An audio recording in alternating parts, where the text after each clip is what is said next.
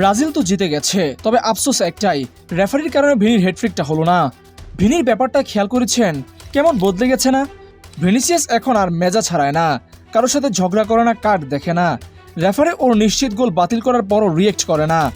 Vinicius যেন একটা নীরব বিপ্লব ঘটানোর জন্য প্রস্তুত। অলরেডি গোল সংখ্যা 4। যে ভিনিকে আগে সবাই ন্যাশনাল ফ্রড বলতো, ব্রাজিলে আসলে নাকি ভিনিকে খুঁজে পাওয়া যায় না, এরকম কথা বলতো, অথচ সেই ভিনি এখন ব্রাজিলকে টেনে নিচ্ছে। 3 ম্যাচ খেলে 4 গোল করে ফেলেছে, অ্যাসিস্ট আছে একটা, 5 গোলে অবদান টোটাল। 2026 সালে এসে ভিনিসিয়াস জুনিয়র নিজেকে নিয়ে গেছে লিজেন্ডদের কাতারে। 2002 সালে রোনালদো ও রিভালদোদের পর গ্রুপ পর্বের 3 ম্যাচে করলো গোল, এজন্য বদলে যাওয়া এক ভিনি। এই ভিনি ব্যালন ডিওরে রদ্রির কাছে হেরে যাওয়ার পর বলেছিল সে 10 গুণ বেশি শক্তি নিয়ে ফিরে আসবে, তার সেই কামব্যাকটা হয়নি। অনেকেই হাসি তামাশা করেছে, কিন্তু এই বিশ্বকাপে এসে ভিনি যেন নিজেকে দেওয়া সে কথা রাখতে শুরু করেছে। প্রতিটা ম্যাচে সে গুরুত্বপূর্ণ অবদান রাখছে। যারা কালো আঞ্চলত্বের রিয়াল মাদ্রিদের হয়ে লাস্ট টানা 2টা চ্যাম্পিয়ন্স লিগ জয় দেখেছে, তাদের মনে থাকার কথা সেই 2টা চ্যাম্পিয়ন্স লিগে ভিনি কেমন পাগলা ঘোড়ার মতো খেলেছে। প্রতিটা নকআউট ম্যাচে গোল অ্যাসিস্ট করেছে, প্রতিপক্ষকে একেবারে দিশেহারা করে দিয়েছে, অ্যাটাক করেছে, ডিফেন্স করেছে, বল রিকভার করেছে, ম্যান অফ দ্য ম্যাচ হয়েছে। আর সে ভিনিকে ব্রাজিল দলে আসলে দেখা যেত গোল করতে না পারা, বলে শট নিতে না পারা। এই নিয়ে খুব আফসোস ছিল ব্রাজিল ফ্যানদের।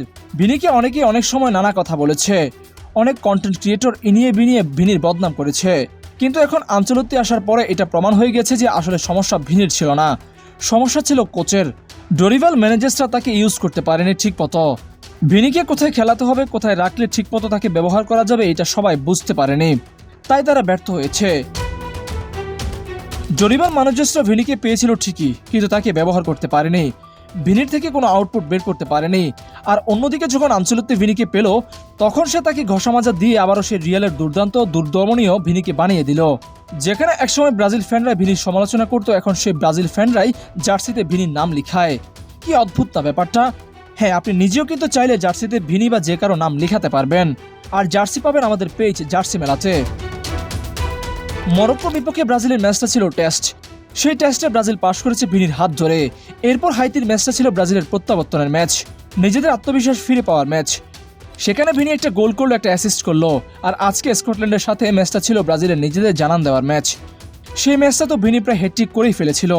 রেফারি যদি বিতর্কিত সিদ্ধান্তটা না দিত, তাহলে কিন্তু ভিনির হ্যাটট্রিক আর কেউ আটকাতে পারতো না আজ। কিন্তু রেফারি তা দিল না, অথচ এরপরেও ভিনির কোনো অভিযোগ নেই। এই ভিনিকেই তো ব্রাজিলের দরকার। এই ভিনি পারবে ব্রাজিলকে আরেকটা বিশ্বকাপের স্বপ্ন পূরণ করে দিতে।